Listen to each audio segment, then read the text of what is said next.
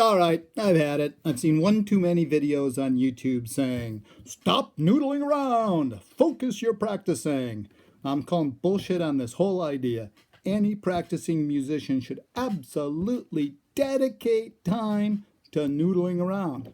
Now, if your reaction is, but Bill, how can I ever become a third-rate Jimi Hendrix if I don't suppress my own creative urges by imitating somebody else's creative output? Well, fine. What? I guess that's your goal, to be in some tribute band. The truth is, the world has already seen its best Jimi Hendrix. What about showing the world the best you? And you're going to get there through noodling around. Let me explain.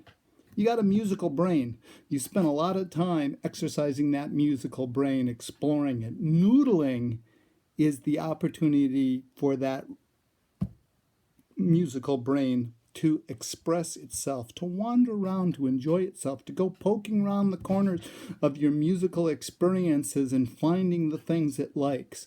By indulging that instinct, that is where you are going to find your creative voice, the things that you have to say. So, in the long run, if you want to be in some tribute band and have other people go like, oh, I guess that was okay. If you want to be the 17 millionth person on the planet to learn the Little Wings solo and then play it to an audience of people going, so-and-so did it a lot better a long time ago. They might be talking about some other imitator or an imitator of another imitator, or even going all the way back to the source and talking about Jimi Hendrix himself. Still, what's the point that you're going to use up your lifetime repeating something that somebody else has already done better, who will always do it better because he was that guy? Be the guy you are. Noodle around. All right, so I'm going to give you some lessons on how to noodle around properly. First, get out your laptop, start something on Netflix.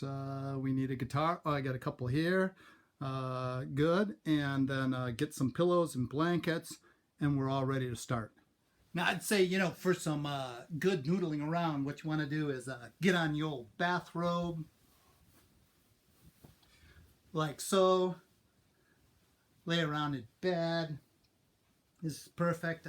Get Netflix going. I got Netflix going on over here.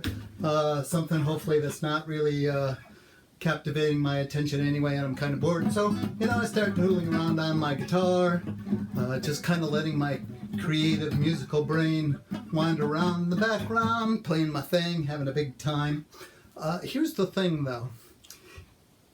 Here's what's going to ruin the whole situation. If you have it in your head, this mindset that you're not being productive because you watched all these damn videos on YouTube that noodling around is unproductive, then here's the thing. As your mind's wandering around exploring all these musical ideas, when you come up with something cool, are you going to stop and say, wow, that was awesome? Wait a minute, that's an idea. Or are you going to go like, oh God, I'm not being productive. I'm wasting my time. I should be playing my scales.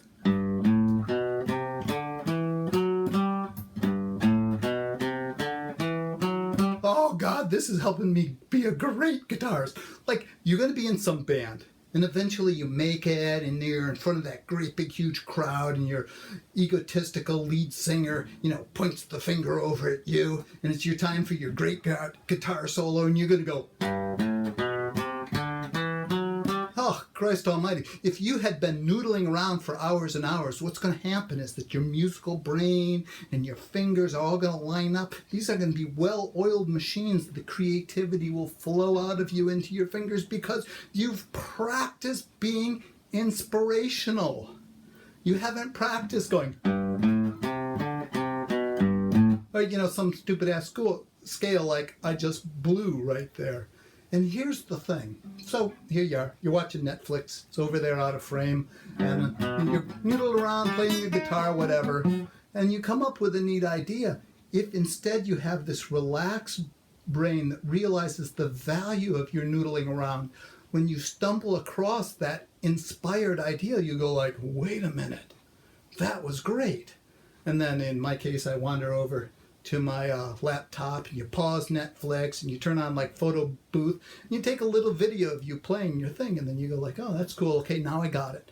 You go back to watching Netflix, and you start playing. You go like, wait a minute, I got another idea now to add to that other idea. So you pause Netflix, you get out photo booth, and you play that part, and you go like, oh wait, I wonder how those two sounds would sound together, those two parts. And then you go, okay, wait a minute, pause Netflix again, you get out your looper pedal, and you loop one part through, and then you start playing the other part, and then you go like, oh my god, wait a minute, and then I could change to this chord progression underneath it, and then add on this part, and the next thing you know, you're downstairs, turning on your DAW, and you start recording a song. Why?